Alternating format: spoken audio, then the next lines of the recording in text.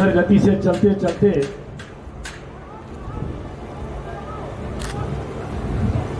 इसमें मुख्य उद्देश्य महाराज जी सेवा करने का है। हालांकि ये कि ये कंपनी है, लेकिन अपने ने हमेशा यही ध्येय बना के रखा कि इस अस्पताल के माध्यम से जनमानस की सेवा हो, और उसी उद्देश्य के साथ में आज का ये प्रोग्राम भी रखा गया है। अपने अस्पताल में अभी नई सीटी स्कैन मशीन लगी है और कैथ लैब भी लगी है। उसका श्री महाराज जी के कर कमलों द्वारा इस सत्र के बाद में शुभारंभ भी होगा। महाराज जी से यही प्रार्थना है कि महाराज जी इस अस्पताल को चलाने के लिए बच्चों को यही आशीर्वाद दें कि ये विशुद्ध सेवा भाव से और इस अस्पताल में काम करें और जनमानस को सेवा मिले, और एक अस्पताल के फील्ड के अंदर में एक नया उदाहरण लगाएं कि भी इस तरीके से भी अस्पताल चलाया जा सकता है और सेवा की जा सकती है। अस्पताल सेवा का बहुत बड़ा माध्यम है, और गुरुदेव भगवान तो बराबर कहते हैं सेवा से ही भगवान की प्राप्ति हो जाएगी। हम लोग वहाँ पर ब्रजमंडल में रह करके ज़्यादा कुछ भजन नहीं कर पाते हैं, लेकिन महाराज जी ने कहा है कि आप तो गौशाला में लगे रहो और गौ माता की कृपा से सेवा से ही आपको भगवत प्राप्ति हो जाएगी। तो इसी उद्देश्य से बच्चों को भी यही है, बच्चे यही चाहते भी हैं, और अपना भी उनको यही है कि भाई वो इस चिकित्सा सेवा के माध्यम से भगवत प्राप्ति करें और उसी उद्देश्य से सेवा करें। प्रणाम। श्री गिरिराज महाराज की जय, श्री गोवर्धन नाथ की जय, यज्ञेश्वरी जगत जननी गौ माता की जय, श्री जड़पुर गोधाम की जय, श्री पथमेड़ा गोधाम की जय, श्री 84 कोस ब्रजमंडल धाम की जय, श्री श्री राधा गोविंद देव भगवान की जय, श्री राधा गोपीनाथ जी महाराज की जय, श्री राधा मदन मोहन जी महाराज की जय, श्री राधा दामोदर जी महाराज की जय, श्री राधा विनोदी लाल जी महाराज की जय, श्री राधा सरस विहारिणी बिहारी जी महाराज की जय, सब संतन की जय, श्री कनक भवन बिहारिणी बिहारी जी महाराज की जय, श्री हनुमान जी महाराज की जय, श्री सद्गुरुदेव भगवान की जय, सब संतन की जय, श्री युगल सरकार की जय, जय जय श्री राधे, जय जय श्री सीताराम, हर हर महादेव।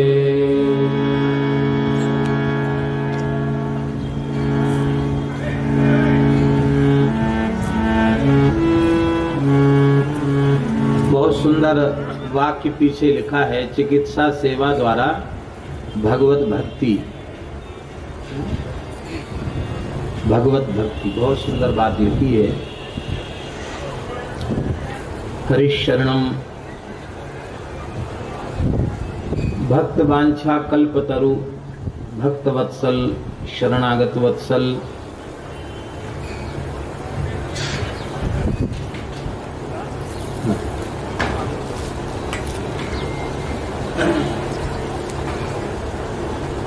भक्त वत्सल शरणागत वत्सल भगवान श्री राधा गोविंद देव की महती कृपा करुणा से श्री युगल सरकार की चरण सन्निधि में रूंगटा हॉस्पिटल के इस पवित्र परिसर में श्री हनुमान जी के आश्रय में परम पूज्य श्री गलता गेट वाले पूज्य श्री महाराज जी श्री महंत श्री सियाराम दास जी महाराज की मंगलमयी सन्निधि में एवं पूज्य वैदिक श्री आचार्य जी की सन्निधि में परम भक्त प्रवर संत हृदय श्री नाम लेंगे तो उनको बहुत संकोच हुआ। जयपुर के संत हैं, उनकी मंगलमयी सन्निधि में इस होली महोत्सव के पावन अवसर पर, अभी तो होली चली रही है, रंग पंचमी तक चलेगी और हमारे ब्रज में तो होली का विसर्जन चैत्र पूर्णिमा को होता है। चैत्र पूर्णिमा तक ब्रज के गांव में होली चलती है। माघ शुक्ल पंचमी वसंत पंचमी से होली का आरंभ होता है ब्रज में और चैत्र पूर्णिमा तक चलती है। लगभग 70 दिन तक होली का उत्सव ब्रज में चलता है। इसलिए ब्रज में बहुत प्रसिद्ध पद है, कैसा ये देश निगोरा, जगत होरी ब्रज हो रहा है। जगत में होरी है, ब्रज में हो रहा है। तो आज चैत्र कृष्ण द्वितीया है, अभी भी होली चल ही रही है और इस चिकित्सालय से जुड़े हुए पुलिस विभाग में भी अभी आप लोग ध्वनि यंत्र के माध्यम से सुन ही रहे थे, होली गा रहे हैं, गुलाल लगा रहे हैं। तो होली अभी चल रही है, उत्सव चल रहा है। इस उत्सव में एक उत्सव और उपस्थित हो गया। तो रुग्ण रूप में पधारे हुए,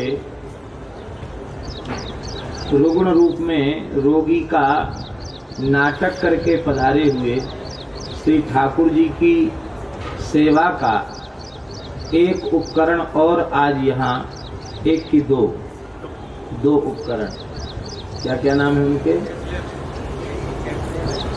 एक कैथलैब है, एक सिटी स्कैन। कैथलैब और सिटी स्कैन, 2 यंत्र रोगी के रूप में उपस्थित भगवान की सेवा के लिए कैथलैब और सिटी स्कैन 2 यंत्र और आज यहाँ उद्घाटित होने जा रहे हैं, सेवा में समर्पित होने जा रहे हैं। इसी उपलक्ष्य में यह उत्सव यहाँ समायोजित है।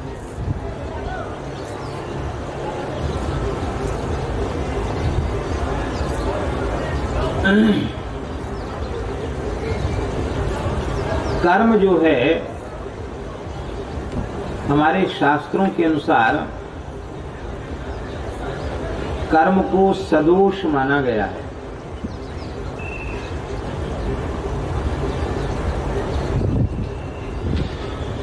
कर्म की निर्दोषता एक भाव विशेष, प्रक्रिया विशेष के द्वारा तो संभव है, वस्तुतः कर्म सदोष ही है। आप लोग कहेंगे कि ये बात तो आप अच्छी नहीं बोल रहे हो, कर्म सदोष है। वेद के 3 कांड हैं। पहला कर्म कांड, ज्ञान कांड और उपासना कांड। ज्ञान कर्म उपासना, ये 3 कांड वेद के कहे जाते हैं, कांडत्रय।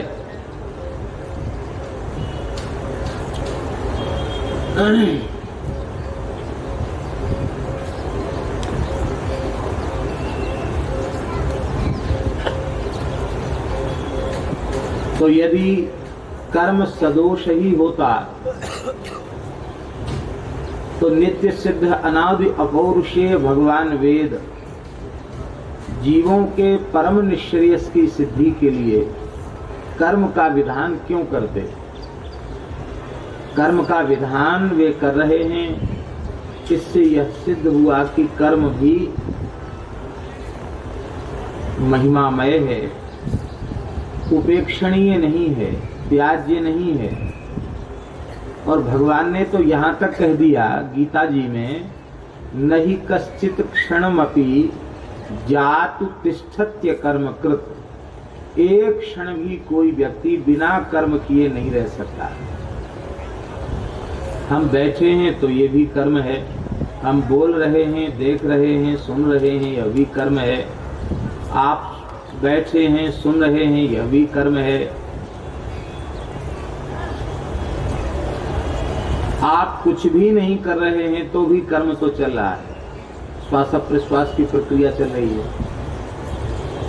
धमनियों में रक्त का संचार हो रहा है, वही बंद हो जाए तो एक क्षण के लिए विराम नहीं है। और भीतर जो अनवरत चलने वाली कर्म की प्रक्रिया है, क्रियाशीलता है, उसमें किंचित भी विराम आ जाए तो फिर चिकित्सालय में भर्ती होना पड़ता है। कर्म जो है उसकी यह गति है। कर्म की भी 3 श्रेणियां हैं। एक तो विहित कर्म, जिनका हम विधान करते हैं, शास्त्रों में जिनको करने की आज्ञा दी गई है, विहित कर्म। उस विहित कर्म को ही हम पुण्य कर्म अथवा शुभ कर्म कहते हैं। पुण्य कर्म अथवा शुभ कर्म की सरल परिभाषा यह है कि जिस कार्य को करने से हमें प्रसन्नता का अनुभव हो,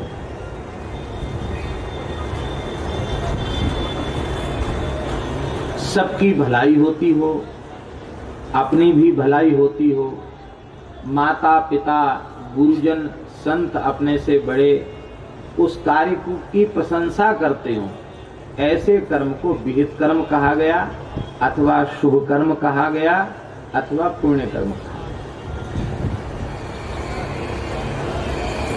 जिस कार्य को करने से मन में ग्लानि का अनुभव होता हो, दुख होता हो, माता पिता गुरुजन संत उनको पता चले तो वे भी दुखी हो जाएं, कह रहे ये तो ठीक नहीं किया, अपना भी अनिष्ट होता हो, दूसरों का भी अनिष्ट होता हो, ऐसे ही कर्मों को निषिद्ध कर्म अथवा अशुभ कर्म, पाप कर्म कहा गया। ये 2 श्रेणियां हुई। और तीसरी श्रेणी है मिश्रित कर्म।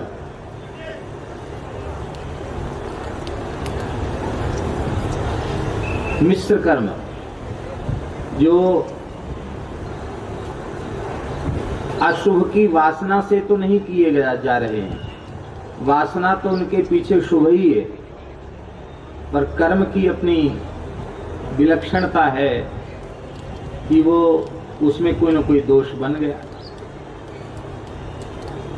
जैसे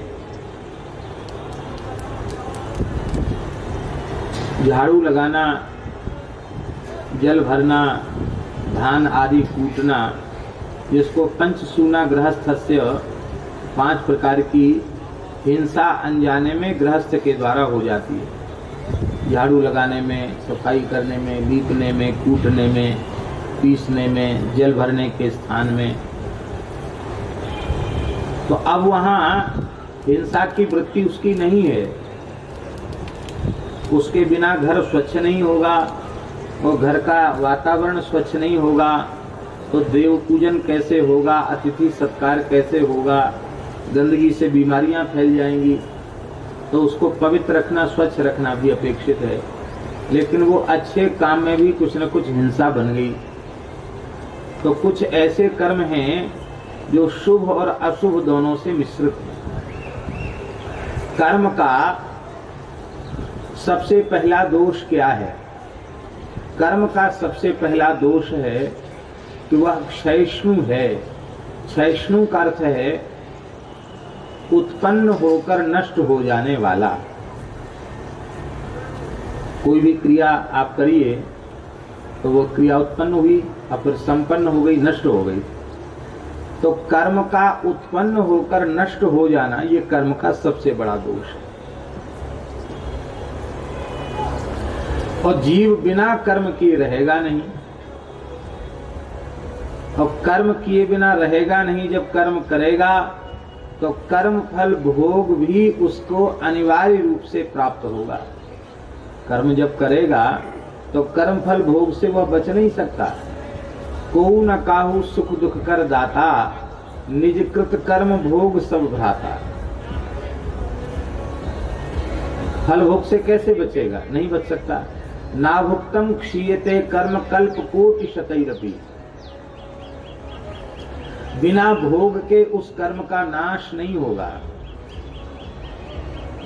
अब शुभ कर्म करेगा, अधिक मात्रा में शुभ कर्म बढ़ जाएंगे तो लौकिक सुख की प्राप्ति होगी और स्वर्गादि लोकों में भी पारलौकिक सुख की प्राप्ति होगी। अशुभ कर्म अत्यंत उत्कट बनेंगे तो लोक में भी उसका दुख भोगना पड़ेगा और नरकादि में जाकर के भी उसकी पीड़ा भोगनी पड़ेगी। मिश्रित कर्म का भी फल मिश्रित होगा, सुख दुख हानि लाभ आदि से मिश्रित होगा। तो अब कर्म किए बिना व्यक्ति रह नहीं सकता। कर्म तो उसे करना है, कर्म उसकी अनिवार्यता है। कर्म से पलायन भी अच्छा नहीं है। अर्जुन अपने कर्म से पलायन कर रहे थे, उन्हीं के उस पलायन को समाप्त करने के लिए भगवान श्री कृष्ण ने उनको गीता का उपदेश देकर कर्म में प्रवृत्त किया। अर्जुन को तुम कर्म में लगो। तो ऐसी स्थिति में जीव कर्म बंधन से कैसे मुक्त हो? संभव नहीं है कर्म बंधन से मुक्ति। छूटे मल की मलही के धोए, घृत की पाव किमि बारी बिलोए। इसी को भगवान सुखदेव जी ने अपने शब्दों में कहा, कर्मणा कर्म निर्हारो नहियात्यंतक इष्यते, अविद्वत अधिकारित्वात् प्रायश्चित्तम विमर्शनम। कर्म के द्वारा कर्म की राशि का क्षय संभव नहीं है। क्यों? बोले अविद्वत अधिकारित्वात्, कर्म का अधिकारी अविद्वान है, अज्ञानी है, ज्ञानी नहीं है। कर्ता की परिभाषा है स्वतंत्र कर्ता, स्वतंत्र कर्ता। अब आचार्य जी परम विद्वान बैठे हैं, वेद व्याकरण आदि शास्त्रों के विद्वान हैं। अब ये स्वतंत्र कर्ता, जब यह परिभाषा हम कर्ता की मानेंगे तो भगवान के अतिरिक्त कर्ता कर्तृत्व किसी में सिद्ध होगा? सर्वतंत्र स्वतंत्र तो एकमात्र हमारे श्री ठाकुर जी हैं। जीव परवश हैं।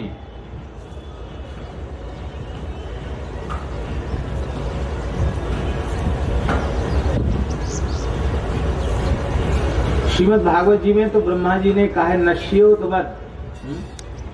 ब्रह्मा जी ने कहा है प्रियव्रत के उपाख्यान में, उन्होंने कहा कि जैसे किसान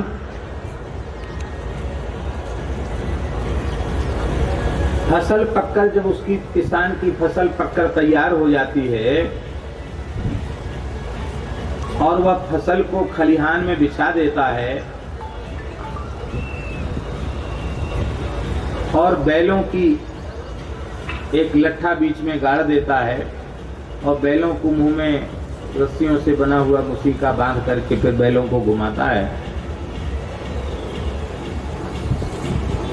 और फिर उसे उड़ाता है फसल को। पुरानी प्रक्रिया यही है। तो भूसा भूसा अलग हो जाता है, दाना दाना अलग आ जाता है। तो उस अन्न को निकालने की जो प्रक्रिया है, उस प्रक्रिया में बैलों की बड़ी महत्वपूर्ण भूमिका है।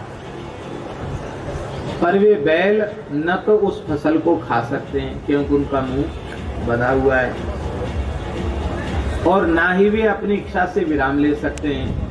वो एक दूसरे से रस्सी में जुड़े हुए 4 बैल 6 बैल, उनको घूमना ही पड़ता है।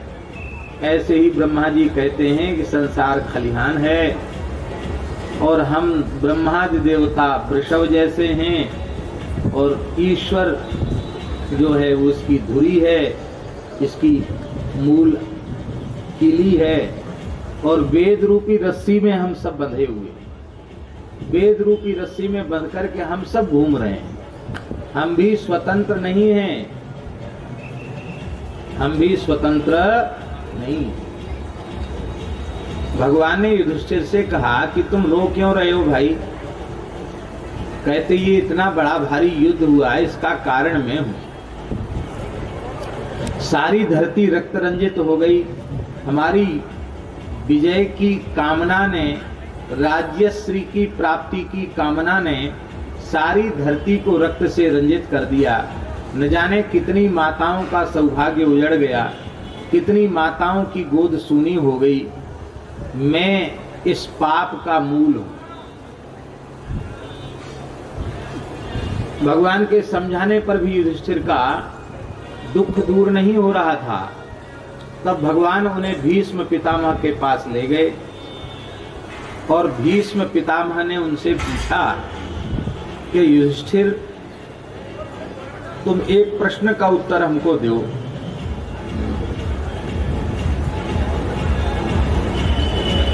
साक्षात भगवान परशुराम को, अपने गुरुदेव को युद्ध में संतुष्ट करने वाला में देवव्रत भीष्म, जो अपने हाथ में धनुष उठा ले, प्रत्यंचा चढ़ा ले तो लोकपाल दिक्पाल भी भयभीत हो जाएं। परशुराम जी को संतुष्ट करने वाला गांगेय भीष्म, उस भीष्म की यह दशा कर देना क्या तुम लोगों के बस की बात है?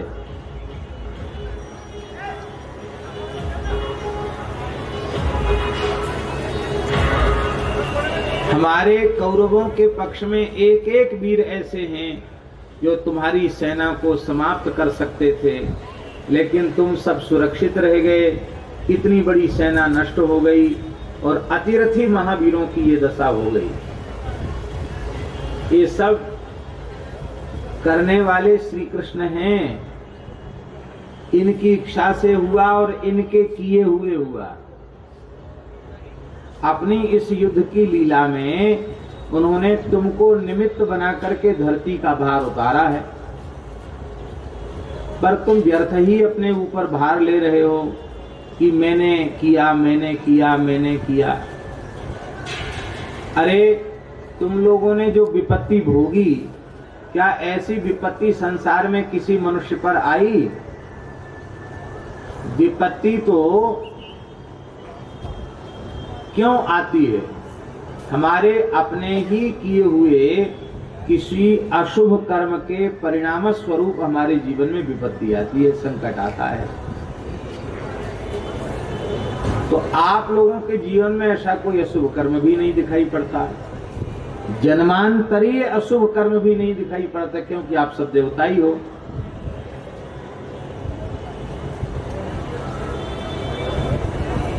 तुम्हारे जैसा धर्म विग्रह युधिष्ठिर, धर्मराज युधिष्ठिर हो, भीमसेन जैसा महाबली हो, गांडीवधारी अर्जुन हो, नकुल सहदेव जैसे समर्पित भाई हों और श्री कृष्ण सहायक हों, ततो विपत, इसके बाद भी विपत्ति। एक एक इतना पुष्ट कारण है कि तुम्हारे जीवन में विपत्ति नहीं होनी चाहिए, लेकिन तुम लोगों ने बहुत समस्या भोगी, बहुत कष्ट सहन किया। तो युधिष्ठिर, यह तुम्हारे किसी कर्म का फल नहीं है। विपत्ति के बहाने से श्री कृष्ण ने तुम सबको अपनी कृपा का पात्र बनाया। 12 वर्ष के वनवास में सारे भारतवर्ष के तीर्थों का पैदल भ्रमण हो गया, बड़े बड़े महान ऋषियों का दर्शन हो गया, उनसे दिव्य सत्संग की प्राप्ति हो गई, अनेक मंत्र और अनेक स्तोत्रों की प्राप्ति तुम लोगों को हो गई। सारी धरती पर तुम्हारा कीर्तिमान स्थापित हो गया और अब महाभारत युद्ध में तुम्हें विजय मिली है, तो जब तक यह सूर्य चंद्र रहेंगे तब तक तुम्हारी कीर्ति अजर हो गई। तो कहने को तो वह विपत्ति थी, पर कृष्ण कृपा करना चाहते थे, तो ये कृपा किसी भी बहाने से कर सकते हैं। संपत्ति के बहाने से भी अनुकूल कृपा कर सकते हैं और विपत्ति के बहाने से प्रतिकूल कृपा भी कर सकते हैं। पर एक बात हम सब लोगों के ध्यान में रहे, अनुकूल कृपा से प्रतिकूल कृपा ज्यादा श्रेष्ठ होती है। ध्यान में आई बात। जीव का संसार से अनासक्त होना, देह गेह में अहमता ममता का समाप्त होना अत्यंत कठिन है, क्योंकि अनेक जन्मों का संस्कार है। इतनी प्रतिकूलता के बाद तो अहमता ममता जा नहीं रही है, अनासक्ति हो नहीं रही है, और सब हमारे अनुकूल ही हो जाए तो हमारा मन संसार से कैसे हटेगा, भोगों से कैसे हटेगा, शरीर से कैसे हटेगा। तो भगवान प्रतिकूल कृपा करके जीव को सदा सर्वदा के लिए अंगीकार करना चाहते हैं। तो अनुकूल कृपा से प्रतिकूल कृपा और ज्यादा श्रेष्ठ है। तो तुम सब श्री कृष्ण की प्रतिकूल कृपा के भाजन बने। और तुम्हें तो पता नहीं है, अर्जुन से पूछ लो। विराट रूप दर्शन में केचिद विलग्ना दशनांतरेषु, हमने दिखा दिया कि कितने भगवान काल रूप की दाढ़ों के नीचे लगे हैं, कितने आग में जल रहे हैं।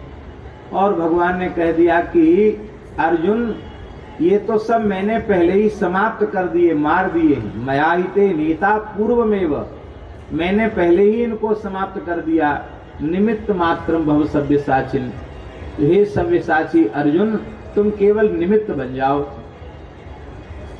तो ये जो कुछ किया, जो कुछ हुआ, यह सब श्री कृष्ण के संकल्प से हुआ, उनके अनुग्रह से हुआ, उनकी कृपा से हुआ। तो युधिष्ठिर ने कहा, महाराज ये ऐसा करना चाहते थे, करना ही चाहते थे, तो युद्ध के पहले ही एकांत में हमको बुला के समझा दिया होता कि देखो हम ऐसा ऐसा करना चाहते हैं, हम ऐसा ऐसा करेंगे और ऐसा ऐसा होगा, तुम रोना धोना नहीं।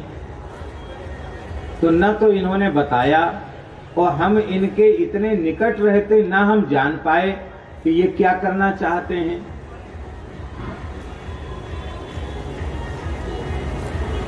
भीष्म जी बोले, ये क्या करना चाहते हैं ये ही जानते हैं, इनके अलावा और कोई दूसरा नहीं जानता। यदि जिज्ञासया युक्ता मुह्यन्ति कवयोपि, बड़े बड़े विवेकी, बड़े बड़े ज्ञानवान भी मोहित हो जाते हैं कि ये क्या करना चाहते हैं।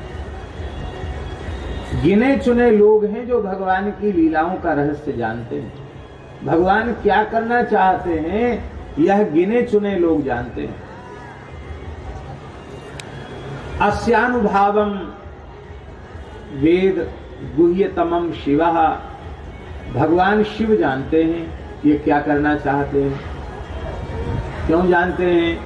बोले शिवस्य हृदयम विष्णु, विष्णु से हृदयम शिवः, उनके हृदय हैं इसलिए जानते हैं।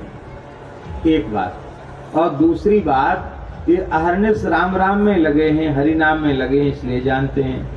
ठाकुर की लीलाओं का रहस्य यत्किंचित कोई जानेगा तो वही जानेगा जो निष्प्रपंच होकर भजन में लगा है, हरि नाम में लगा है।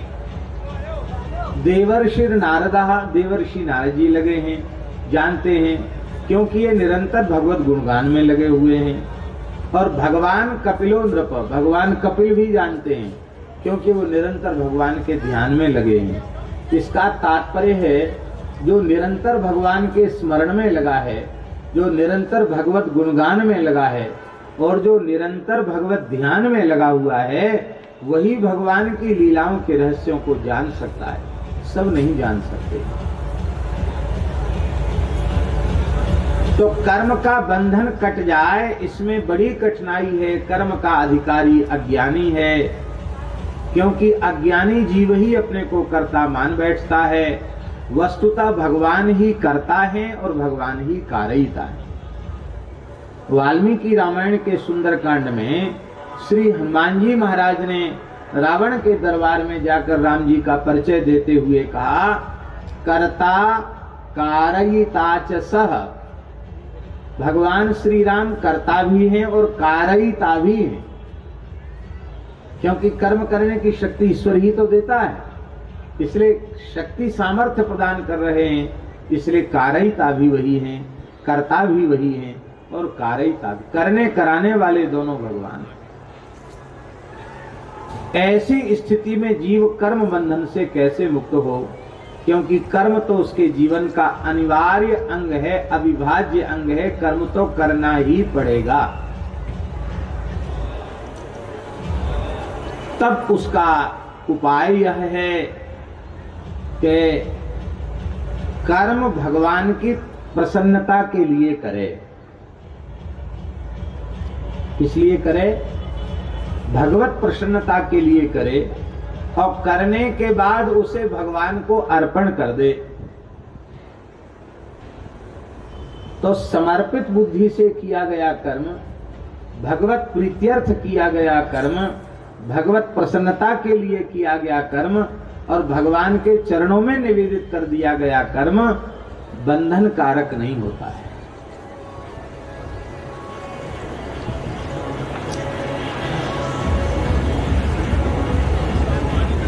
भगवान श्री कृष्ण ब्रज कुमारिकाओं से कह रहे हैं, बहुत ध्यान से सुने।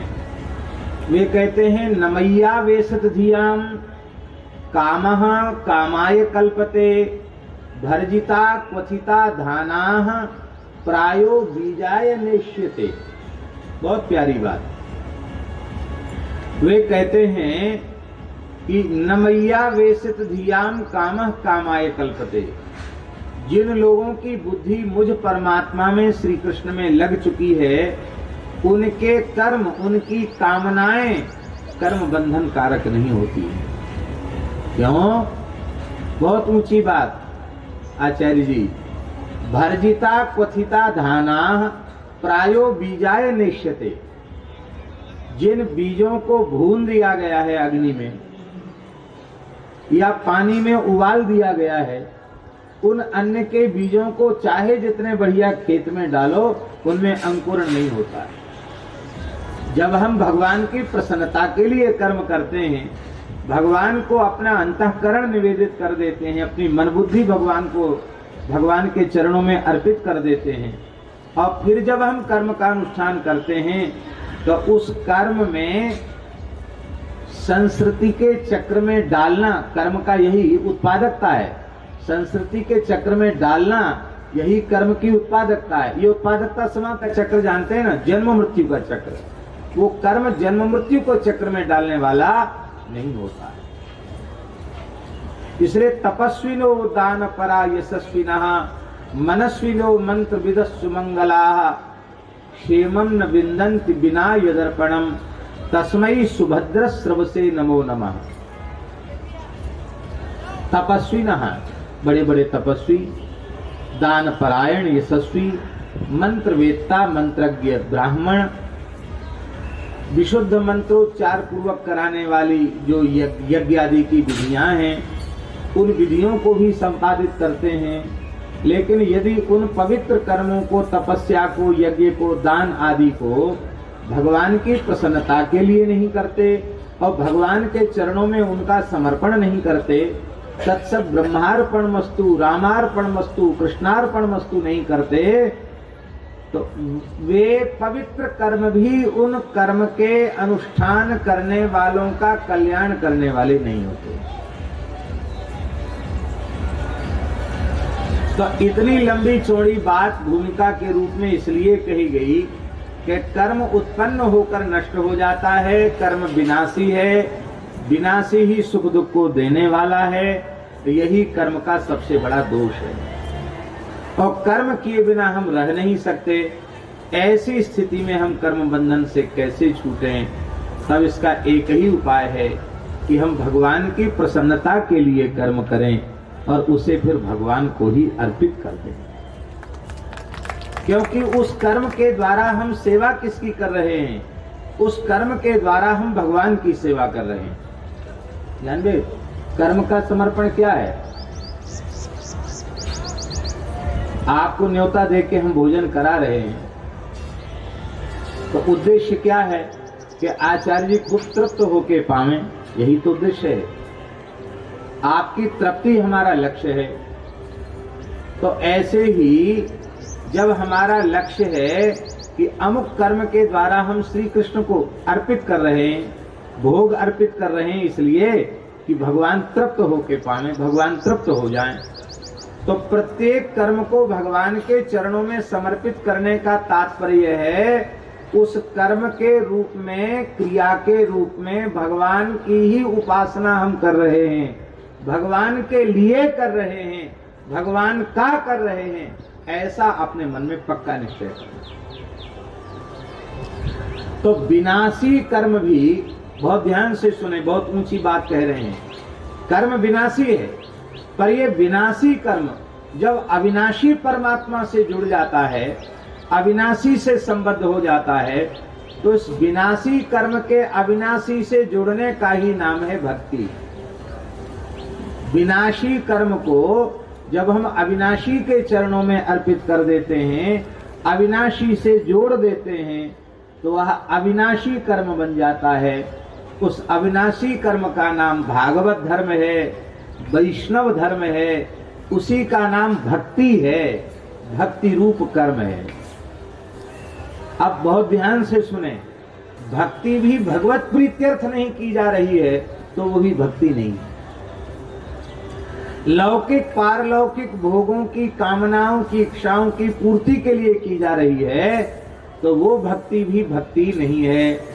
वो भगवान की भक्ति न होकर उन पदार्थों की भक्ति है, उन भोगों की भक्ति है, वो भगवान की भक्ति नहीं है। भगवान की भक्ति तब बनेगी जब भगवान के लिए ही हम करें, भगवत प्रीत्यर्थ हम उसका अनुष्ठान करें। अब देखिए, सबसे पहले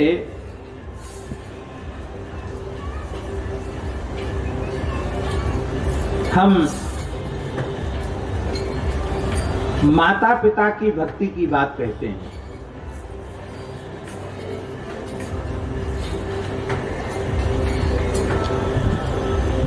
यह शरीर स्त्री का हो या पुरुष का हो, ये शरीर, इस शरीर की प्राप्ति में माता पिता की महत्वपूर्ण भूमिका है।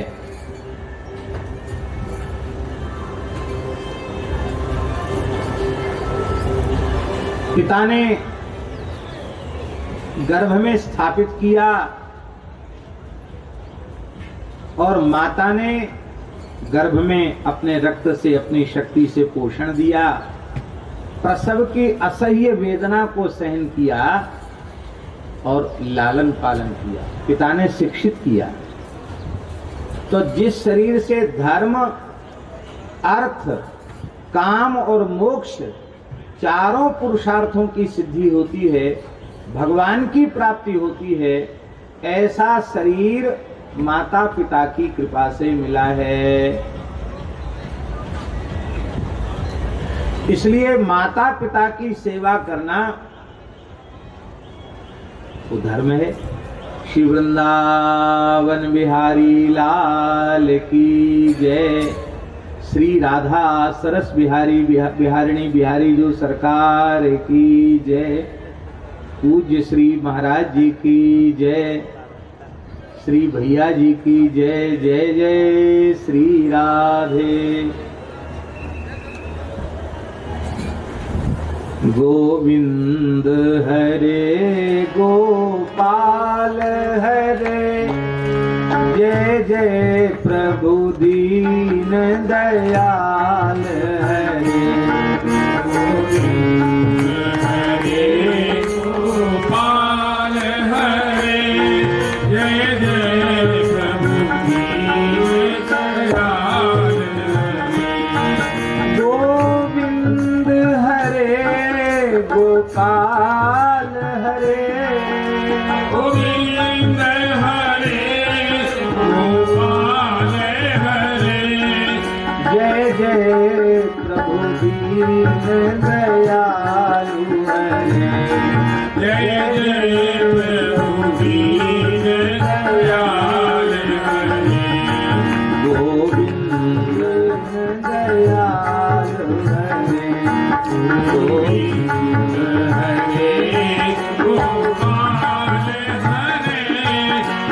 जय प्रभु दीन दयाल।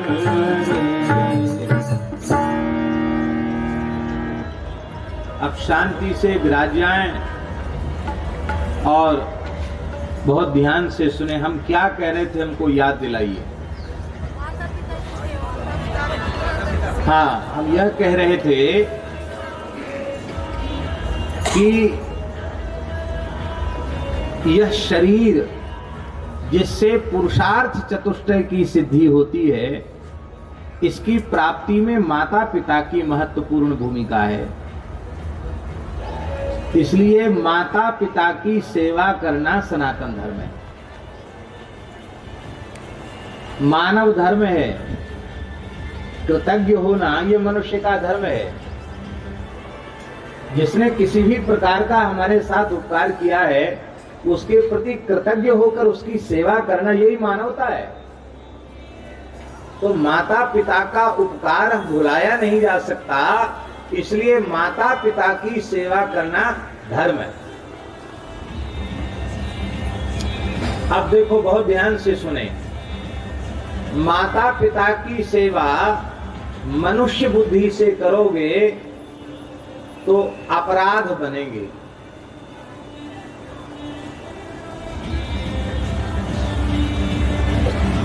मनुष्य बुद्धि से करोगे तो उनमें दोष दिखाई पड़ेंगे, जरूर, स्वाभाविक है। दोष दिखाई पड़ेंगे तो अश्रद्धा होगी, अश्रद्धा होगी तो असद्भाव होगा, असद्भाव होगा तो जब भाव ही नहीं होगा तो सेवा कैसे बनेगी? फिर लड़के सेवा तो करते हैं पर झल्ला कर कह देते हैं, आप समझते नहीं। इसका मतलब है जिसने पैदा किया, पढ़ाया लिखाया, योग्य बनाया, वो तो मूर्ख हो गया, वो तो गधा हो गया, वो समझता ही नहीं। बेटा इतना बड़ा समझदार हो गया। हमारे पूज्य गुरुदेव बीकानेर में, नाम तो नहीं लेना चाहते थे शहर का, पर निकल गया। बीकानेर में एक भगत के यहाँ गए, हरिराम बाबा भी साथ में थे। तो वहाँ सत्संग होना था 5-7 दिन का, घर में ही महाराज जी। तो वो लड़का जो था ना, वो लड़का पिता माता के प्रति तो ठीक है, कोई ऐसा नहीं कि पिताजी को गाली देता हो, ठीक ही ठाक था, पर उसकी कथा कीर्तन सत्संग भजन में बिल्कुल कोई रुचि नहीं थी। कहता था सब ढोंग ढकोसला है, पाखंड है, कहीं कुछ नहीं। धर्म ईश्वर में उसकी श्रद्धा नहीं थी। उसको लगता था कि फिजूल खर्च है। तो उसने अपने बाप से कहा कि बाबा जियों को क्यों बुला लिया, आप तो अब धंधा व्यापार करते नहीं हो, व्यापार तो मैं करता हूँ, आपकी सेवा भी करता हूँ, आपने क्यों बुलाया इनको? अब फिर कहोगे कि दुकान छोड़ के कथा में बैठो, तो हो गया काम। और तुम्हारे ये सब आना जाना बंद ही नहीं करते। वृंदावन से आ गया, फिर अयोध्या से आ गया, फिर चित्रकूट से महात्मा आ गया। तो बात ही बात बहुत बढ़ गई। बोली अब तो महात्मा आ गए हैं, होने दो सत्संग। नहीं, अब बहुत सहन कर लिया, अब हम सहन नहीं करेंगे। तो मैया बोली, अब एक कक्ष में तो हरिराम बाबा और महाराज जी थे, और उसी घर में ही रुके थे। उसी घर में मैया बेटा का, माँ बाप का और पुत्र के साथ वाक युद्ध हो रहा था। तो मैया बोली, बेटा मेरी इतनी इच्छा पूरी नहीं करेगा, मैंने तुझे 9 महीना पेट में रखा है। तो लड़का बोला, सुनते सुनते कान पक गए, पेट में रखा, पेट में रखा, किराया ले लो। बोला 9 महीने का किराया ले लो।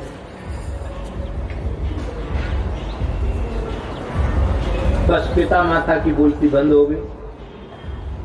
अब उसने कहा, देखो कुछ काम नहीं करते हो, हमारे किसी मतलब के नहीं हो, फिर भी हम पूरी आज्ञा मानते हैं, आपकी सेवा करते हैं, और ये जो कुछ आप करते हैं अब हम नहीं होने देंगे घर में,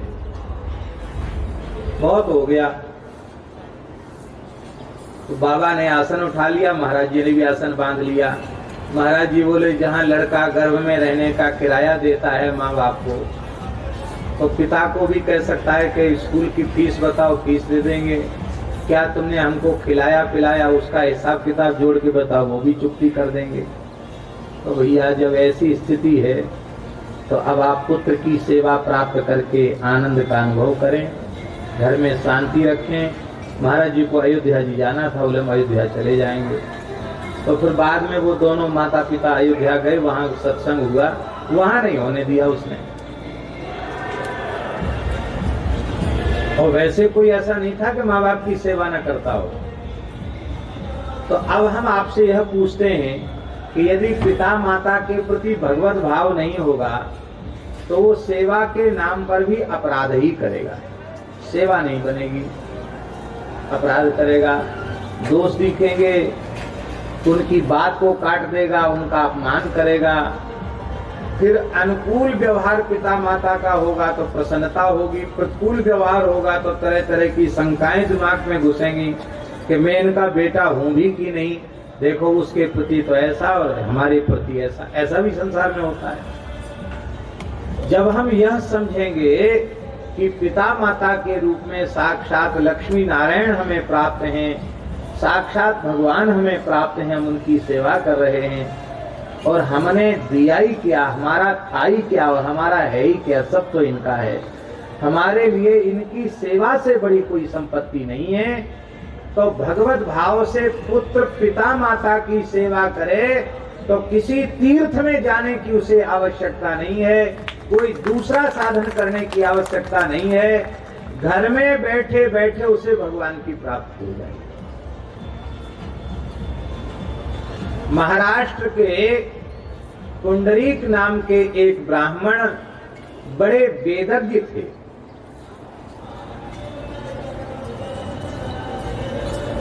बड़े वेदज्ञ थे, शास्त्रों का विधिवत अध्ययन किया था उन्होंने और समावर्तन संस्कार पूर्वक विवाह किया। पर विवाह करने के बाद पत्नी में ऐसे अनुरक्त हो गए और पत्नी कलह प्रिया थी, वो सास ससुर को प्रताड़ित करने वाली थी और ये पत्नी के सर्वथा अधीन थे। माता पिता बड़े दुखी रहते थे। अब बिल्कुल वैदिक थे, त्रिकाल संध्या करने वाले, अग्निहोत्र करने वाले, वेद पाठ करने वाले, सो कुछ किसी काम बात में कसर नहीं थी। पर माता पिता से ज्यादा पत्नी के आज्ञाकारी थे, माता पिता का तिरस्कार करते थे। पत्नी बोली कि हमको तीर्थ यात्रा कराओ, गंगा जी नहवाओ, काशी ले चलो, तुम काशी में पढ़े हो, हमको वहां ले चलो और सब तीर्थों का दर्शन कराओ। तो उन्होंने कहा ठीक है। तो कैसे चलोगी? बोले मैं बहुत सुकुमारी हूँ, पैदल नहीं चल सकती हूँ, मुझे कंधे पर लेकर चलना पड़ेगा। ऐसे थे। बोले हाँ चलो, कंधे पर चलो, कोई बात नहीं, चलो, तुम्हारी प्रसन्नता जैसे में हो, थक जाओगी तो मैं कंधे पर भी चढ़ाऊंगा। पिता माता बोले कि पुत्र का धर्म है अपने पिता माता को तीर्थ कराना, तो हमें भी तीर्थ कराओ। तो पत्नी ने कहा कि ये बुढ़े बुढ़िया तो हमें परेशान करेंगे, इनकी सेवा करोगे कि मेरी सेवा करोगे? पर इन्होंने मना लिया कि भाई माता पिता हैं, इनको छोड़ के कैसे जाएं। तो महाराज महाराष्ट्र में तो ये प्रसिद्ध है भैया जी कि एक रस्सी पिताजी के गले में बांध लिया, एक रस्सी माताजी के गले में बांध लिया, खींचकर चलने के लिए, इधर उधर न छिटक भटक जाएं। बेचारे डंडा के सहारे चलते, पत्नी को कंधे पर बिठा लेते जब वो थक जाती। तो वाराणसी पहुंचे तो वहां के एक ब्राह्मण देवता थे, तीर्थ पुरोहित थे, उनके घर में जाकर के रुके। रात्रि को पुंडरीक ने देखा कि एक देव पुरुष आकर वहां झाड़ू लगा रहे हैं, कुछ देवियां आकर वहां सेवा कर रही, कोई पोंछा लगा रही हैं, कोई बर्तन मांज रही हैं, कोई पानी भर रही हैं। तब उन्होंने पूछा उस देव पुरुष से कि आप देखने में तो कोई मनुष्य नहीं लगते, देवता लगते हैं, आप झाड़ू क्यों लगा रहे हैं, आप कौन हैं? तो उसने कहा मैं तीर्थराज प्रयाग हूँ, इनके घर में झाड़ू लगाने आता हूँ, सेवा करने आता हूँ। और ये माताएं कौन है? बोले इन्हीं से पूछ लो। तो कोई कहती मैं गंगा हूँ, कोई कहती मैं यमुना हूँ, कोई कहती मैं सरयू हूँ, कोई कहती मैं नर्मदा हूँ, कोई कहती मैं सरस्वती हूँ, कोई कहती मैं कावेरी हूँ, कोई कहती मैं चंद्रभागा हूँ। आप पवित्र भारत की नदियां यहाँ क्यों आई? बोले ये पिता माता के बड़े भक्त हैं, इसलिए इनके घर में झाड़ू पोंछा करने के लिए, पानी भरने के लिए हम आते हैं। फिर उस पुंडरीक ने देखा कि मेरे माता पिता, ये ब्राह्मण देवता अपने पिता माता की कैसे सेवा करते हैं। तो जैसे भक्त भावपूर्वक सरकार की सेवा करता है, ऐसे ही पिता माता की सेवा भी ब्राह्मण देवता करते थे। स्नान सवेरे करके, पवित्र हो करके, स्नान करके पिता माता को साष्टांग प्रणाम करना। देखो, भगवत भाव से सेवा होगी तो उसका स्वरूप अलग होगा, मनुष्य भाव से सेवा होगी तो उसका स्वरूप अलग होगा। एक गांव है अचर्रा, वहां हमारे पूज्य गुरुदेव एक ब्राह्मण के घर में रुके थे। तो एक संत और उनके घर में रुके थे, उनका नाम भोले बाबा था, बहुत अच्छे संत थे। तो पूज्य गुरुदेव भक्तमाली जी महाराज डोलडाल गए, वहां से आए तो पंडित जी ने पानी भरा, उनके हाथ अमनिया करवाए, जल दिया, कुल्ला प्रभाती के लिए स्नान कराया और बढ़िया से उनके कपड़े धोए। महाराज भीतर चले गए। तो भोले बाबा संत थे, महाराज जी उन्होंने बुलाया। उन्होंने कहा, गुरुजी की सेवा मनुष्य मानकर करते हो कि भगवान? तो पंडित जी ने सरलता से कहा, भगवान। तो भगवान की बिना नहाए धोए सेवा की जाती है? आपने खुद स्नान नहीं किया, तिलक धारण नहीं किया, पवित्र नहीं हुआ और गुरुजी की सेवा करने लग गए। व्यक्ति पहले स्नान करता, तिलक स्वरूप धारण करता, आचमन प्राणायाम अंगन्यास कन्यास करके ठाकुर जी को जगाने की योग्यता प्राप्त करता, तब जगाता है। तो आप भगवत भाव से गुरु जी की सेवा नहीं करते। आपको पहले स्नान करके तब गुरु जी को मंगला में दर्शन करना चाहिए, तब सेवा में लगना चाहिए। राम स्वरूप जी, आप ठीक काम नहीं कर रहे हो। तो फिर उन्होंने कान पकड़ करके क्षमा मांगी। और तब से जब जब महाराज जी पधारते, महाराज जी के उठने के पहले स्नान करके, तिलक स्वरूप धारण करके, और वो महाराज जी की सेवा में अपने आप को प्रस्तुत करते। तो भगवत भाव से की गई सेवा का स्वरूप ही अलग होगा, मनुष्य भाव से की गई सेवा अलग होगी, उसका स्वरूप अलग होगा। तो ये भगवत भाव से सेवा करते, माता पिता को जगाना, स्नान कराना, उनके शरीर में मालिश करना, फिर उनको संध्या आदि के पात्र रख देना, अब फिर उनको बड़े प्रेम से जिमाना, फिर उनको कुल्ला करा के पान खिला करके फिर उनको लिटा देना, थोड़े सेवा करना, फिर दूसरी प्रवृत्ति में लगना। इस तरह से वो पंडित जी सेवा करते थे। आपने उन्हीं को गुरु मान करके और निश्चय कर लिया कि अब मैं भी अपने पिता माता की सेवा ऐसे ही करूंगा। तो पिता माता को कंधे पर चढ़ा लिया बनारस से, दाहिने कंधे पर मैया को, बाएं बोले पैदल नहीं चलने दूंगा, कंधे पर लेकर चलूंगा। पत्नी बोली मैं कैसे चलूंगी? बोले तुम्हारे गले में रस्सी बांधूंगा, खींच के चलूंगा। फिर तुम्हारी आज्ञा से माता पिता को रस्सी बांध के यहाँ तक ला, तुम्हारे गले में रस्सी बांध के चलूंगा। बहुत नाराज हो गई, बोले मैं गंगा जी में डूब जाऊंगी। बोले तुम्हारी जो इच्छा हो सो करो, मैं तो जाऊंगी नहीं। बोले नहीं जाओगी तो बड़ी कृपा होगी तुम्हारी। जब उसने समझ लिया कि अब ये पक्के हो गए, अब पिता माता के भक्त हो गए, अब हमारी भक्ति को लंबी दंडवत हो गई, तो अपने आप रास्ते पे आ गई, धीरे धीरे चलने लगी। बोली घर में रहना है तो इनकी सेवा करनी पड़ेगी। ठीक हो गया। और अब पंढरपुर आकर के उन्होंने सेवा आरंभ की अपने पिता माता की, चंद्रभागा के तट पर। तो ऐसी सेवा की महाराज जी, ऐसी सेवा की भक्त पुंडरीक ने पिता माता की कि भगवान द्वारिकाधीश द्वारिका से चले। रुक्मिणी जी ने कहा कहाँ जा रहे हो? भगवान ने कहा चलते समय टोकना नहीं चाहिए, टोकने से ठीक नहीं होता है, तुम्हारी बड़ी आदत खराब है। नहीं नहीं बताओ कहाँ जा रहे हो? बोले एक भक्त का दर्शन करने जा रहे। दर्शन करने? अरे इतने बड़े भक्त, आप दर्शन देने नहीं दर्शन करने जा रहे? बोले हाँ, तो मैं भी साथ चलती हूँ। बोले देखो हमारे भक्त बड़े विचित्र होते हैं, फिर नाक मुंह मत सिकोड़ना, वहां जाके नाराज हो जाओ। बोले भला मैं क्यों नाराज होंगी, चलो। तो गए। तो वहां जब पंढरपुर पहुंचे तो वहां क्या देखा कि भक्त पुंडरीक अपने पिता माता को भोजन करा के और उन्होंने मध्याह्न में विश्राम करा दिया है। अब पिता माता सो गए हैं, बड़े प्रेम से उनके पैर के तलवे में घी लगा रहे हैं, सेवा कर रहे हैं, नाम जप करते हुए सेवा कर रहे हैं, तो भगवान आकर खड़े। अब भगवान छद्मवेश में नहीं आए, भगवान साक्षात स्वरूप में रुक्मिणी जी के सहित पधारे, पर भगवान को देखकर भी वो उठे नहीं, स्वागत सत्कार नहीं किया। ठाकुर जी ने कहा भी, इशारा भी किया कि मैं आ गया हूं, तो इशारे से कहा खड़े रहो। तो उन्होंने कहा कहां बैठे, इशारे से पूछा, तो एक ईंटा फेंक दिया, बोले इस पर खड़े हो जाओ। तो ठाकुर जी ईंट पर खड़े हो गए।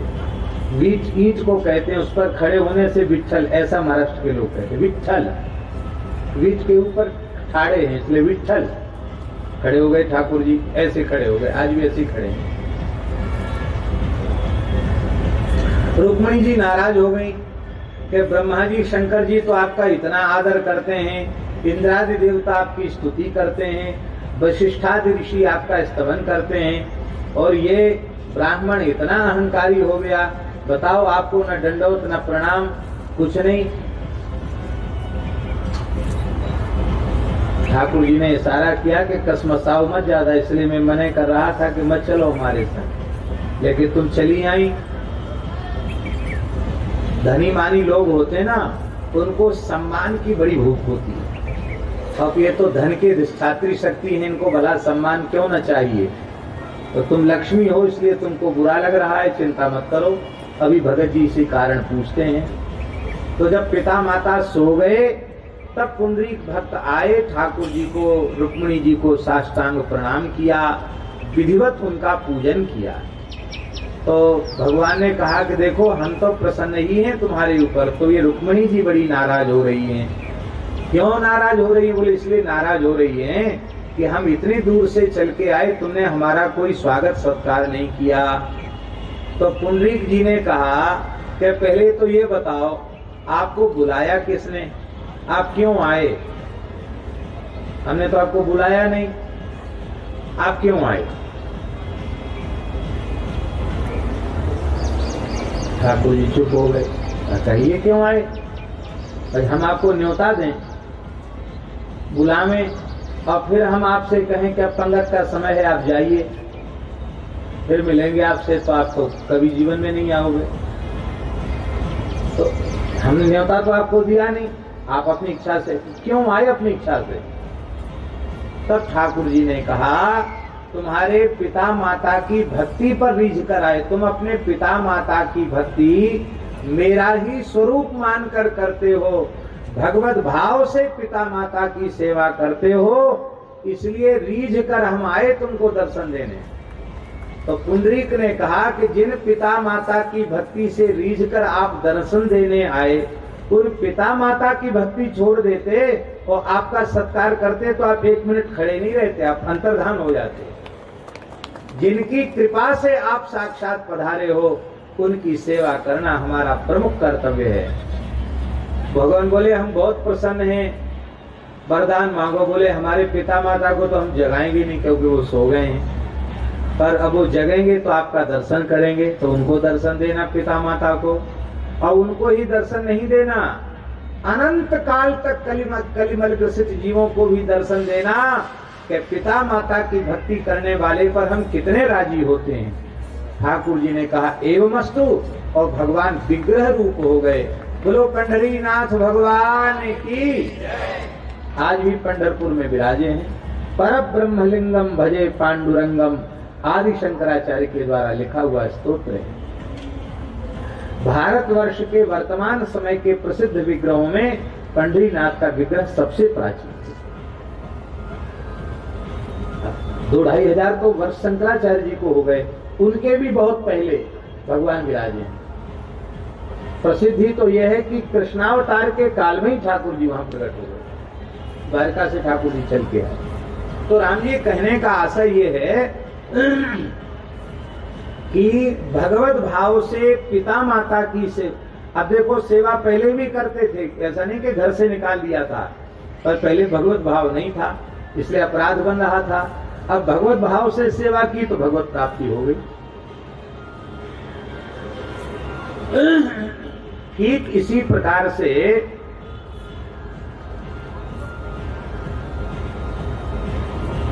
अतिथि का सत्कार भगवत भाव से करने वाले को भी भगवत प्राप्ति हो जाती है।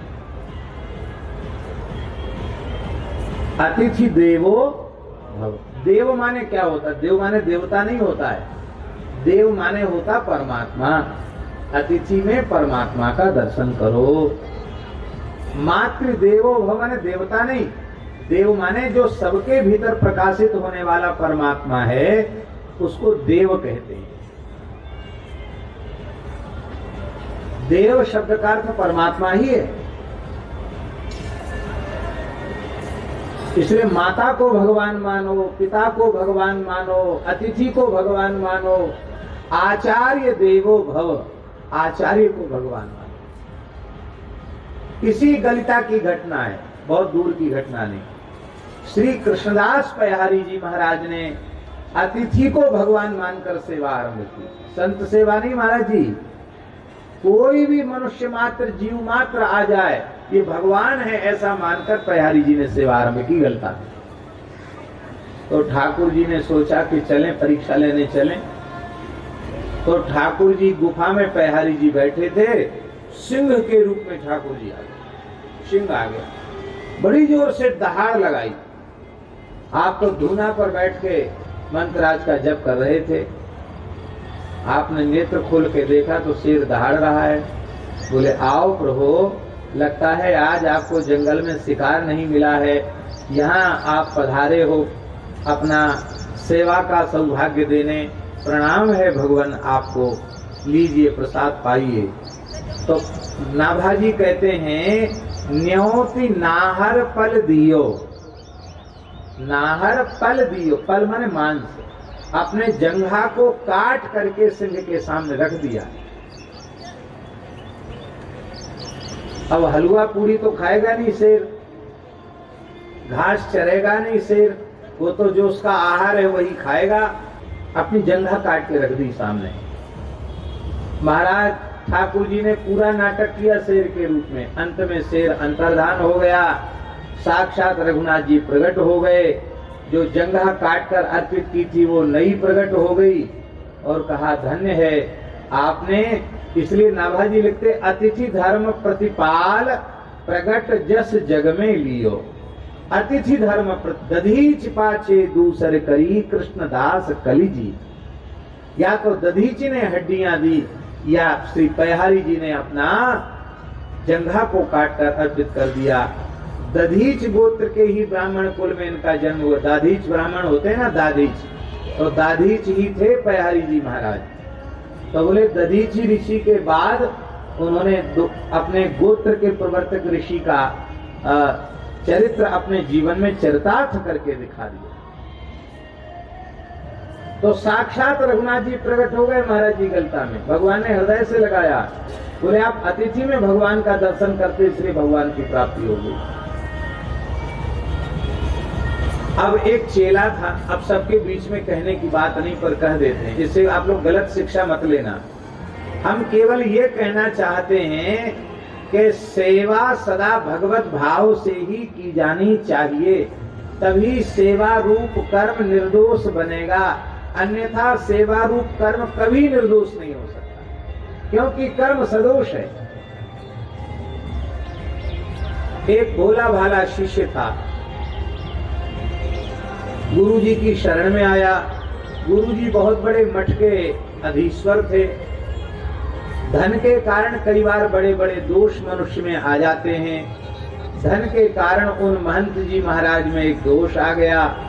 एक बाजारू स्त्री को उन्होंने अपने मठ में रख लिया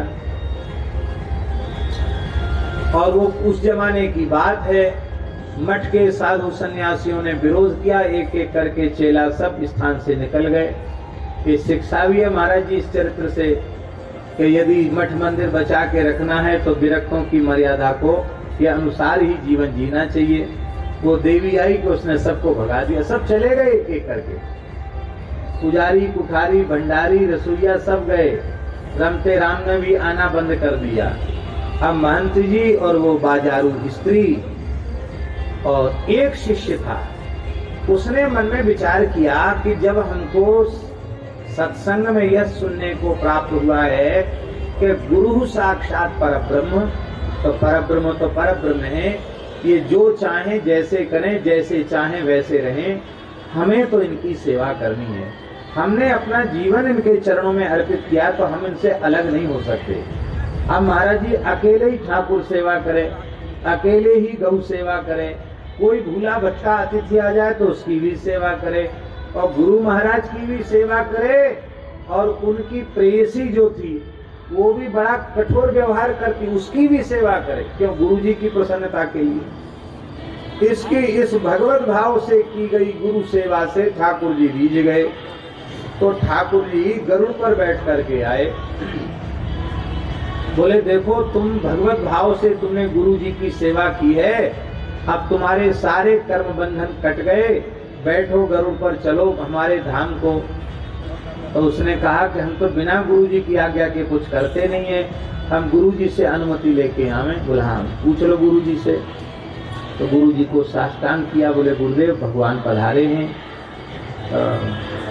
मठ का जो आंगन है उसी में गरुड़ जी खड़े हैं, उनकी पीठ पर ठाकुर जी बैठे हैं, हमसे कहते तुम्हारी सेवा से हम प्रसन्न हैं, वैकुंठ चलो। तो गुरु जी आखिर तो महात्मा थे, उनको समझ में आ गया कि निश्चित इसकी जो श्रद्धा भावना है उस भावना का फल यही है कि इसको वैकुंठ मिले। तो गुरु जी रो पड़े, बोले बेटा तुम तो वैकुंठ निश्चित जाओगे, पर हमारा क्या होगा?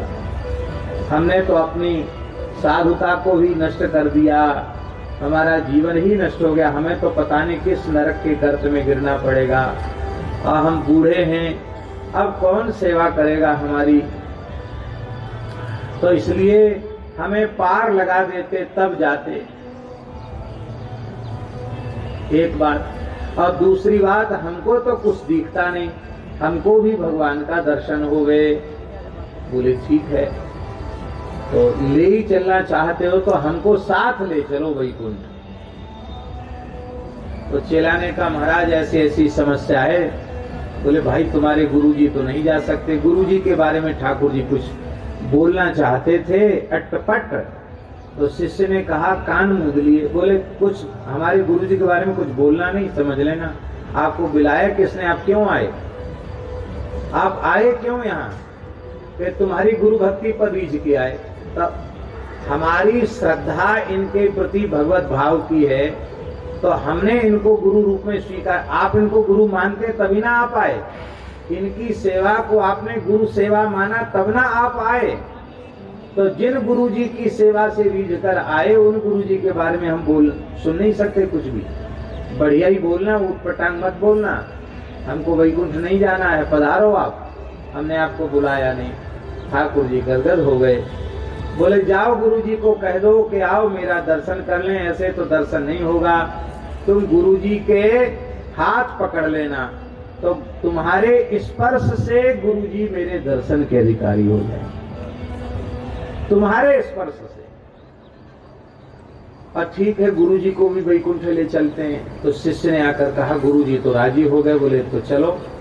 अब वो बाजारू स्त्री जो नर्तकी थी ना, वो बोली महाराज मैं तो वैसे ही पाप कर्म करने वाली हूँ, मेरा कोई पुण्य उदय हुआ जो मठ मंदिर में आई, और अब आप गुरु चेला तो वैकुंठ गए, मैं किस नरक में धक्के खाऊंगी। रोने लगी महाराज मुझे क्यों छोड़ रहे हो, मैंने भी तो आपका आश्रय लिया है। तो गुरु जी बोले देखो चेला ऐसा है, ठाकुर जी से कह दो कि गुरु जी चलेंगे तो सही, पर वो अकेले नहीं चल सकते, वो चलेगी तब चलेंगे। आखिर ठाकुर जी हार गए, रीझ गए चेला की हट पर, और तीनों के तीनों गरुड़ पर विराजमान होकर वैकुंठ चले गए। तो अब देखो गुरु जी की सेवा से भगवत प्राप्ति हो गई। एक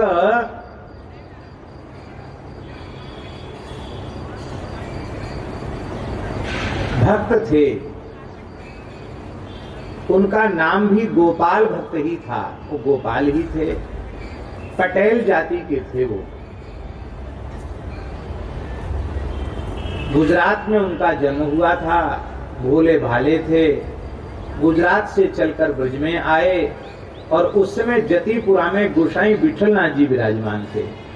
तो श्री विठलनाथ जी के वे शिष्य हो गए और शिष्य हो गए तो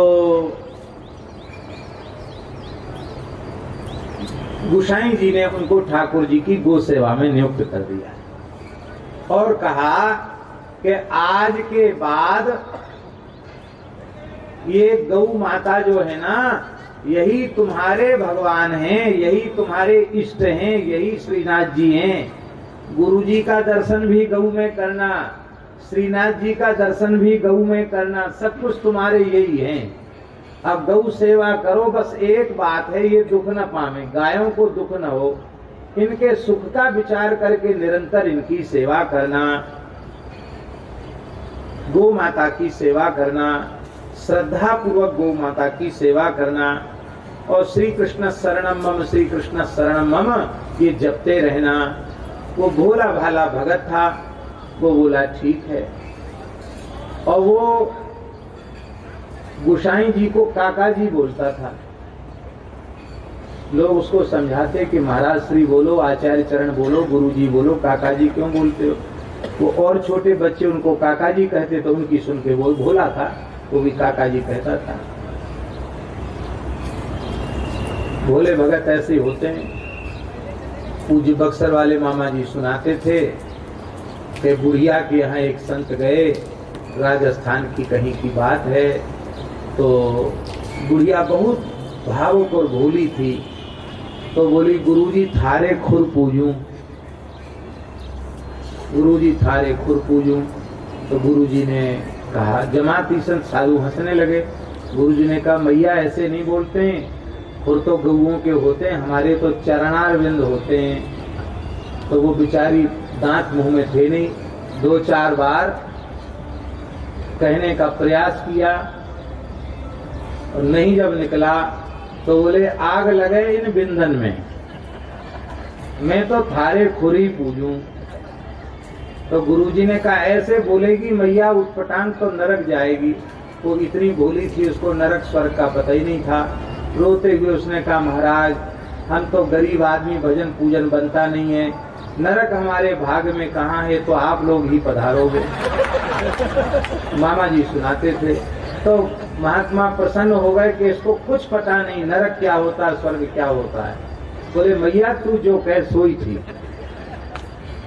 तो ऐसी गोसाई जी ने कह दिया कि देखो भाई पटेल भगत को डांटो मत के काका जी क्यों कहते हैं, जिसकी जो इच्छा उसको कहने तो कोई बात नहीं, भगत है।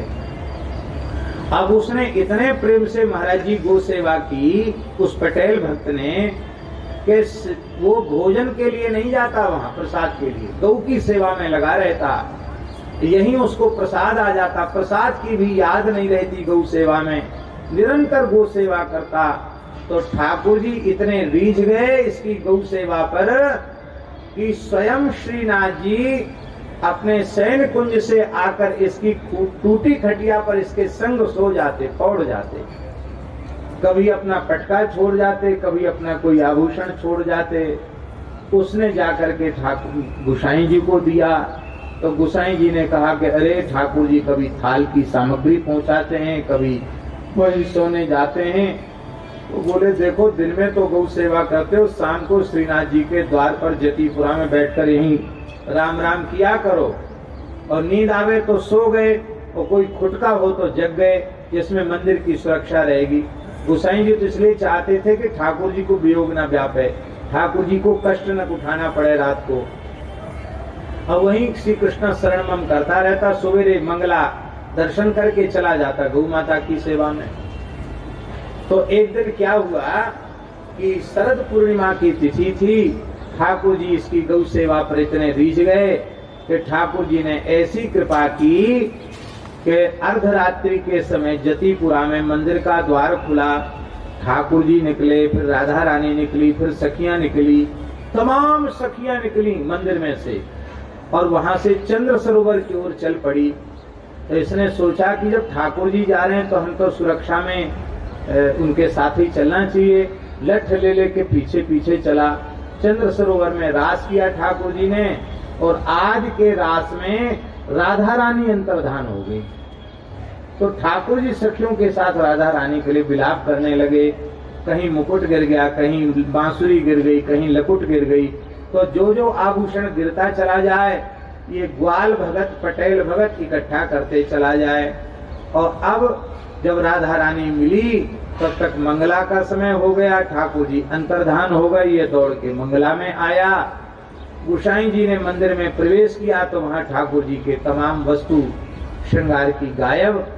कहा भाई तुम यहाँ थे, ऐसा कैसे हो गया, चोरी कैसे हो गई, ताला लगा चोरी कैसे हो गई। तब उसने कहा काका जी कुछ मत पूछो, ये जिनकी तुम सेवा करते हो ना बहुत सीधे नहीं है, बड़े चतुर हैं। बहुत लुगाई घुसा रखी थी मंदिर में, रात को पता नहीं कैसे मंदिर का ताला खुल गया और ये इसमें से निकले। एक गोरी गोरी सी बहुत सुंदर थी, उनके पीछे पीछे चले और तमाम स्त्रियां पीछे चली। बड़े बड़े बाजे बजाए गए, बड़ी पूरी रात नाच गान हुआ। और उसी में ये जो गोरी गोरी सी है ना, ये पता नहीं कहाँ चले गई। तो ये रोने लग गए और ये सब जो है आभूषण इनके शरीर से गिरे। मैं वहां साथ में था, नहीं तो कोई चोर चुराए ले जाता। तो ये लेके आया, पोटली बांध के रखी थी। गोसाई जी ने हृदय से लगाया, कहा धन्य है गौ सेवा से तुझे भगवान की प्राप्ति हुई। तो माता पिता की सेवा से भगवान की प्राप्ति, गुरुजी की सेवा से भगवान की प्राप्ति। महाराज जी विराजे हैं।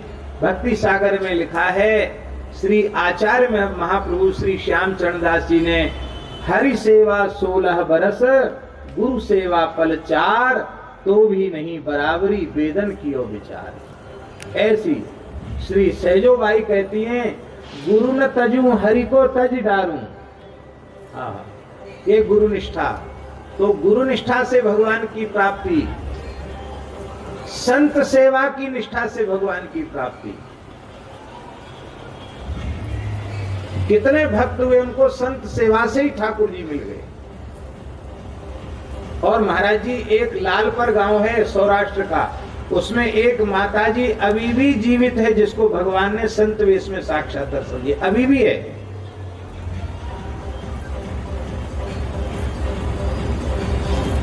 बहुत गरीब परिवार को, उसके पति बस चलाते, ड्राइवर हैं सरकारी बस में। तो उसने सत्संग में ये निश्चय किया, महाराज जी की कथा हुई, संत सेवा से भगवान मिलते हैं। तो उसने निश्चय किया कि हम साधु को खिला करके ही खाएंगे। अब कोई न कोई साधु गुजरात में खूब घूमते हैं, कोई उसको कहने की टकसाली है, कैसे भेष दिखना चाहिए, संत को जिमा के तब खाती। एक बार 2-3 दिन तक कोई साधु नहीं मिला तो कुछ खाया पिया नहीं उसने। उसके बाद आया उसको बड़ी जोर का बुखार आया। तो एक महात्मा आए, तेज बुखार था, बोले मैया अब रोटी बना के खिला। तो बुखार में ही नहा के उसने रोटी बना के खिलाई।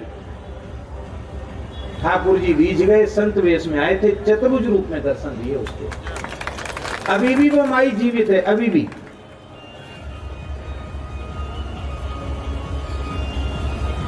और भक्तमाल में तो सैकड़ों चरित्र हैं महाराज जी, संत सेवा से ठाकुर जी मिल गए।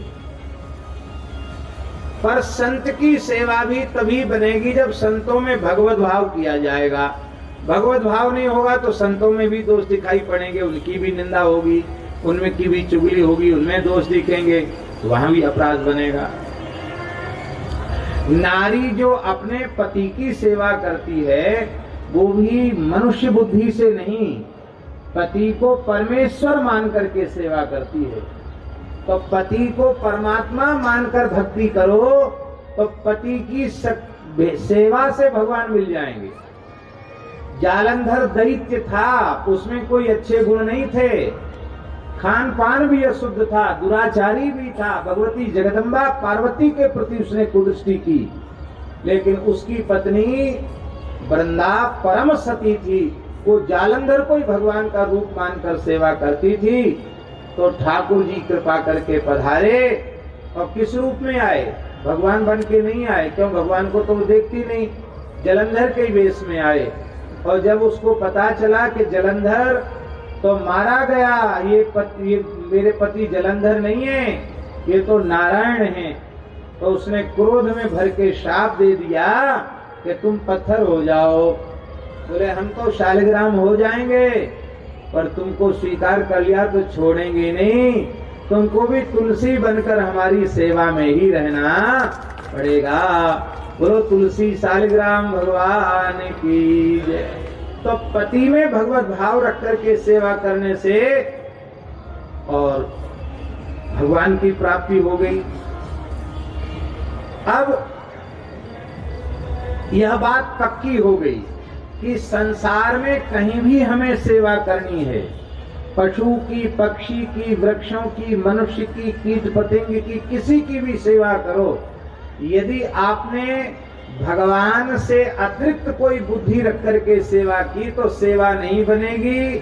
सेवा के नाम पर धंधा होगा, अपराध ही बनेगा, सेवा नहीं बनेगी। सेवा तभी बनेगी जिसकी भी सेवा हम करते हैं पहले उसको भगवत रूप मान, तब सेवा बनेगी।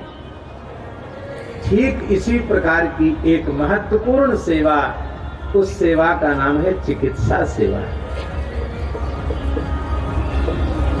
ये भी मंदिर है, ये अस्पताल जो है ना, हॉस्पिटल, ये हॉस्पिटल भी मंदिर है।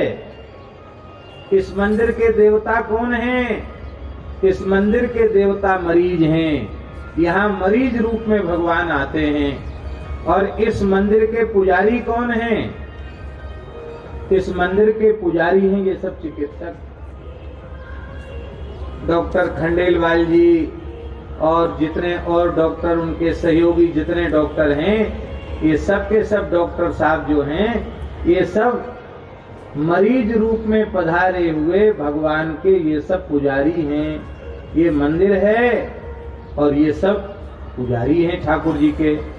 और जो सहायक कर्मचारी हैं वो सब इस मंदिर की सेवा करने वाले हैं, झाड़ू लगाने वाले, पोछा लगाने वाले, सफाई करने वाले, ये सब भी इस मंदिर के सेवक ही हैं।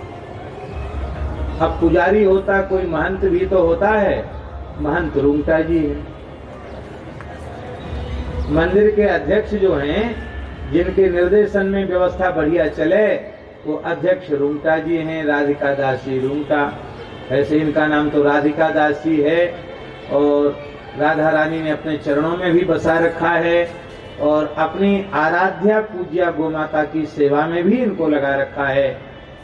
और इनका नाम वैसे राजेंद्र प्रसाद जी रूंगटा है। तो ये इनको भगवान ने ये सेवा का सौभाग्य दिया है। यह बात बिल्कुल सत्य समझें, इसमें अणुमात्र भी संदेह नहीं है।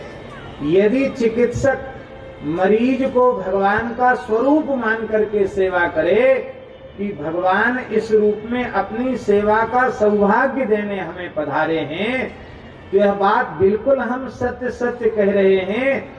भगवत भाव से मरीज की सेवा करने वाले डॉक्टर का मोक्ष हो जाएगा, उसे संसार चक्र में फिर नहीं आना पड़ेगा।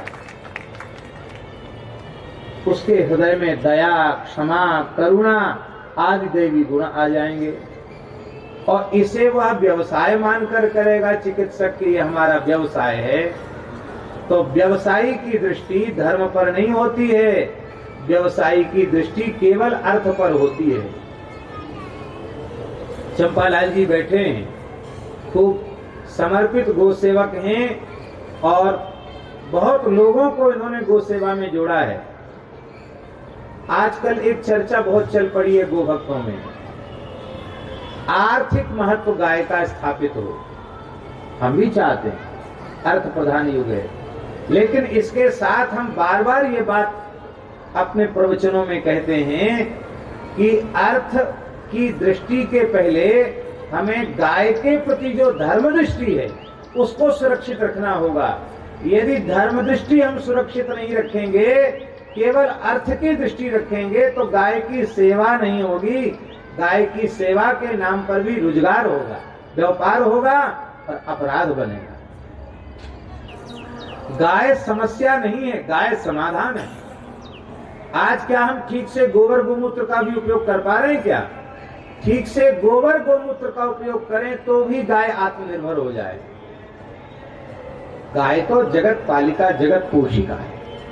तो गाय की सेवा भगवत भाव से करनी, पिता माता की सेवा भगवत भाव से करनी, गुरु की सेवा भगवत भाव से करनी, संत की सेवा, अतिथि की सेवा भगवत भाव से करनी, कहां तक कहें रोगियों की सेवा भी भगवत भाव से करनी। तो केवल धन की दृष्टि रखेंगे, व्यवसाय की दृष्टि रखेंगे, तो फिर हमारे जीवन में दया नहीं आएगी, क्षमा नहीं आएगी, सत्य नहीं आएगा, सदाचार नहीं आएगा, करुणा नहीं आएगी। और इन दिव्य गुणों से वंचित मनुष्य मनुष्य नहीं है, वो तो राक्षस है। इसीलिए आप लोग बुरा नहीं माने तो हॉस्पिटल में ही सभा हो रही है, सन्यासियों के लिए भी चिकित्सा जीवियों की भिक्षा अग्राह्य कही गई है धर्मशास्त्र के अनुसार। ध्यान मेरी बात, चिकित्सा से ही जो अपनी रोजी रोटी चलाते हैं उनका अन्न खाना मना लिखा है महाभारत में। बड़ी विचित्र बात है, डॉक्टर पढ़ेंगे तो कहेंगे भैया डॉक्टरों ने क्या बिगाड़ दिया ब्यासी का, ऐसा डॉक्टरों के बारे में क्यों लिख दिया। उसका कारण भी लिखा है। कारण यही लिखा है कि यदि वह चिकित्सा भगवत भाव से नहीं करता है तो केवल और केवल मरीज से धन लेने की दृष्टि उसके चित्त में रहेगी, और धन लेगा तो कठोरता क्रूरता भी करेगा। जो आजकल अनेक गड़बड़ियां हो रही हैं वो गड़बड़ियां भी होने लग जाएंगी। और यहाँ तो भले ही कुछ दो चार पैसे मिल जाएं, किसी स्वार्थ की सिद्धि हो जाए, लेकिन लोक भी बिगड़ जाएगा और परलोक भी बिगड़ जाएगा। हमें यहाँ अच्छी प्रकार से ज्ञात है कि रूंगटा हॉस्पिटल में केवल और केवल सेवा की भावना रूंगटा जी ने अपने मन में रखी है। हमारे यहाँ कोई ब्रजवासी ब्राह्मण कोई संत अस्वस्थ होते हैं तो ये हॉस्पिटल तो रिजर्व है, हम लोग सीधे ही चले आते हैं। और प्रायः खंडेलवाल जी का नंबर तो हम लोग सबके पास है, सीधे ही कोई बात पूछनी है तो तुरंत डॉक्टर साहब को फोन लगाकर पूछ ली जाती है। और ऐसे ऐसे संत जिनका महाराज जी लाखों रुपए खर्च होता दूसरी जगह स्वस्थ न होते, तो दासी क्या हालत थी उनकी। लेकिन यहाँ आकर, और एक बार तो ये भी हम लोगों ने सोचा ठीक ही नहीं हो रहे हैं तो इनको जाने दें, पर मैं डॉक्टर साहब से डॉक्टर साहब बोले नहीं हम लोग लगे हैं कोशिश में, अब ठीक हो जाएंगे। आज वो महात्मा पूरे दिन राम नाम लिखते हैं और खूब स्वस्थ हैं, खूब प्रसन्न हैं, खूब चल फिर रहे हैं, सब यात्रा कर रहे हैं। लाखों रुपए खर्च हो गया यहाँ, लेकिन संत स्वस्थ होकर के तब यहाँ से गए। यही आशीर्वाद काम करता है। हाँ, इतना ठाकुर जी अवश्य अनुग्रह करें कि हॉस्पिटल से आर्थिक लाभ लेने की भावना न हो, पर ऐसी भी कोई कमी कसर न रहे कि अब इसको कहां से पूरा किया जाए। अच्छी से अच्छी आधुनिक सुविधा यहाँ प्राप्त होवे। हॉस्पिटल अपनी उपासना की व्यवस्था का खर्च, जो रोगी रूप में भगवान आते हैं उनकी सेवा व्यवस्था का खर्च हॉस्पिटल स्वयं ही वहन कर ले। कम से कम इतनी व्यवस्था यहाँ बनी रहे, ऐसी ठाकुर जी के चरणों में हम प्रार्थना करते हैं। और बहुत अच्छी बात है कि और इस को देखकर हमारे मन में प्रसन्नता खूब है, ये हमेशा रहना चाहिए। और सेवा की प्रवृत्ति, सेवा का भाव यहाँ निरंतर बढ़ता चला जाए। बहुत अच्छी बात है कि रास बिहारी जी पूरा समय यहाँ दे रहे हैं, सवेरे से दिन में भी समय देते हैं और पूरे प्रयत्न में लगे हैं कि यहाँ जो भी बहुत अच्छे से अच्छी व्यवस्था संभव हो सके, साज सज्जा से लेकर सफाई से लेकर चिकित्सा से लेकर सारी व्यवस्था उत्तम से उत्तम करना चाहते हैं। और उसका उत्तम परिणाम भी सबके सामने उपस्थित है, प्रस्तुत है। समय क्या हो गया? तो इन्हीं शब्दों के साथ निरंतर इसकी अभिवृद्धि हो, निरंतर इसका उन्नति हो। और उन्नति का मतलब ये नहीं कि लोग ज्यादा रोगी हों, ये नहीं समझ लेना। उन्नति का अर्थ है कि जो भी रोग युक्त लोग हैं वो यहाँ आकर के रोग मुक्त हो जाएं, रोगी आकर के रोग मुक्त हो जाएं और यहाँ आकर के बहुत सुंदर सेवा प्राप्त करें। यहाँ हॉस्पिटल में कुछ आहार की भी व्यवस्था दी जाती है, क्या भोजन की भी। तो यदि एक व्यवस्था और यहाँ हो जाए, उसकी व्यवस्था बना ली जाए, तो रोगियों को जो दूध आदि दिया जाए वो विशुद्ध भारतीय देसी गाय का ही दूध दिया जाए तो और अच्छा होगा। और चिकित्सक लोग ठीक से समझ लेंगे तो जैसे गौशाला ने तक्रार्क बनाया है या गोमूत्रार्क बनाया है, तो इनके बहुत उत्तमोत्तम परिणाम आ रहे हैं। तो चिकित्सक लोग उसको भी अपने विवेक के अनुसार उचित मात्रा में रोगियों पर प्रयोग करके करें। और फिनाइल के रूप में गोनाइल का जो गाय से प्राप्त है उसी का प्रयोग करें। कम से कम हम लोग जितने लोग हैं उतने लोग तो ऐसा निश्चय करें कि हम अपने